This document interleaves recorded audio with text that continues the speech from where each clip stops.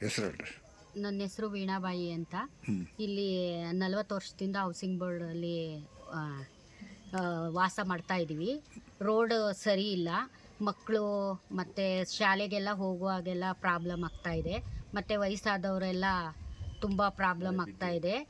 ಮತ್ತು ಮಳೆ ಬಿದ್ದರೆ ಜಾಸ್ತಿ ತೊಂದರೆ ಆಗುತ್ತೆ, ಓಡಾಡೋಕ್ಕಾಗಲ್ಲ. ಗದ್ದೆಲಾದರೂ ಓಡಾಡ್ಬೋದು, ಈ ರೋಡಲ್ಲಿ ಓಡಾಡೋಕ್ಕಾಗಲ್ಲ. ಪುರಸಭೆಯವರು ಇದಕ್ಕೆ ಕ್ರಮ ತಗೋಬೇಕು. ಹಾಗಾಗಿ ಇಲ್ಲ ಅಂದರೆ ಆದಷ್ಟು ಬೇಗ ಮಾಡಿಸ್ಕೊಡ್ಬೇಕು. ಮಳೆ ಬಿದ್ದರೆ ಭಾಳ ತೊಂದರೆ ಆಯ್ತೈತೆ ಇಲ್ಲಿ.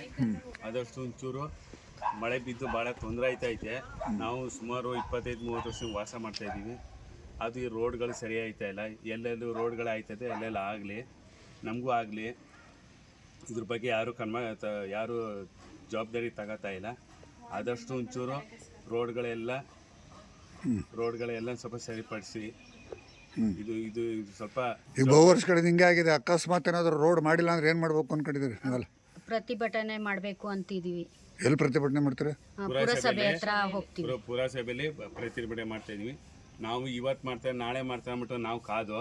ಆದ್ರೆ ಇದು 35-40 ವರ್ಷದಿಂದ ಇದೇ ಇದಾಗೋಯ್ತು, ರಾಮಾಯಣ ಆಗೈತೆ. ಆದಷ್ಟು ಒಂಚೂರು ಈ ಮಳೆ ಬಿದ್ದು ಎಲ್ಲ ಪಜ್ಜಿದಿಗಳಾಗಿ ಎಲ್ಲ ರೋಡೆಲ್ಲ ಓಡಾಡೋಕ್ಕೆ ಭಾಳ ತೊಂದರೆ ಆಯ್ತೈತೆ. ಇದ್ರ ಬಗ್ಗೆ ಒಂದು ಸ್ವಲ್ಪ ಕ್ರಮ ತಗೊಂಡು ಆದಷ್ಟು ಒಂಚೂರು. ಇದು ಬರೀ ಹೌಸಿಂಗ್ ಬೋರ್ಡ್ ಮಾತ್ರ ಹೆಂಗಿದೆ ರಸ್ತೆ, ಅಥವಾ ಎಲ್ಲ ಕಡೆನೂ ಸುಮಾರು ಕಡೆ ಇದೆ? ಒಂದೇ ಕಡೆ ಅಲ್ಲ, 2 ಕಡೆ ಅಲ್ಲ, ಸುಮಾರು ಒಂದು 7-8 ಕಡೆ ಹಿಂಗೆ ಆಯ್ತೈತೆ. ಆದಷ್ಟು ಒಂಚೂರು ಎಲ್ಲ ಕಡೆ ಒಂದು ಸ್ವಲ್ಪ ಜವಾಬ್ದಾರಿ ತಗೊಂಡು ಕ್ರಮ ತಗೊಂಡು ರೆಡಿ ಮಾಡಿಸ್ಕೊಂಡು. ಇಲ್ಲಿ ಪುರಸಭೆ ಏನಾದರೂ ಬರ್ತಾರೆ ಮೆಂಬರ್ಗಳು ಅಥವಾ ಪುರಸಭೆಯವರು? ಯಾರು ಬರ್ತಾ ಇಲ್ಲ. ನಾವು ಆದಷ್ಟು ಒಂಚೂರು ಮೊನ್ನೆ ಗಾಡಿ ಶೀಟಾಗಿ ಬಿದ್ದು, ಅದಕ್ಕೋಸ್ಕರ ಒಂದು ಸ್ವಲ್ಪ ನಾವೇನೋ ಅಡ್ಜಸ್ಟ್ ಮಾಡ್ಕೋದು. ವಯಸ್ಸಾದವರು ಆಮೇಲೆ ಗಂಡೆ ಸುಮಾರು ಬಂದರೆ ತೊಂದರೆಗಳಾಯ್ತೈತೆ. ಆದಷ್ಟು ಒಂಚೂರು ಇದ್ರ ಬಗ್ಗೆ ಕ್ರಮ ತಗೋಬೇಕು. ಇಲ್ಲಾಂದರೆ ಪುರಸಭೆಯಲ್ಲಿ ನಾವು ಬಂದು ಪ್ರತಿಭಟನೆ ಮಾಡ್ತೀವಿ.